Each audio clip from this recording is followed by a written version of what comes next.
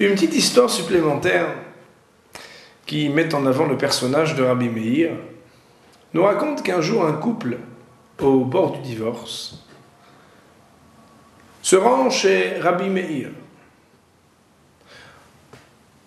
et demande au Rav, voilà, Kvod Harav, on aimerait procéder au fait de donner le get, le divorce religieux, afin de nous séparer. Alors, le Rav de les questionner, mais dites-moi, quand vous vous êtes mariés, vous avez fait une fête? Ben oui, Kvod Harav, comme tout le monde. Non mais, une grande fête, une belle fête? Ben oui, Kvod Harav, il y avait beaucoup de monde. Un festin.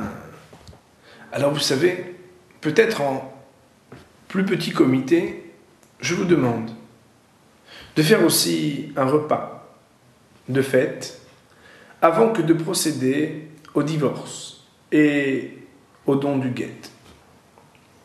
Alors bien sûr, vous imaginez bien, ils étaient très intrigués. Mais bon, quand le Rav demande quelque chose, et Rabbi Meir, on ne peut qu'acquiescer, que l'écouter. C'est la raison pour laquelle monsieur et madame se font un bon repas. Et là, ils mangent, ils boivent, monsieur boit un peu de vin. Et puis, à la fin de la soirée, c'était la dernière soirée, avant que de divorcer le lendemain, il avait bu un très bon vin, qui allait presque l'endormir. Et c'est là qu'il dit à son épouse, tu sais, avant que tu ne quittes notre domicile pour repartir chez ton père, sache que tu peux choisir, dans tout ce que tu vois dans cette maison, l'objet le plus précieux, ce qui te plaît le plus, et tu peux le prendre avec toi.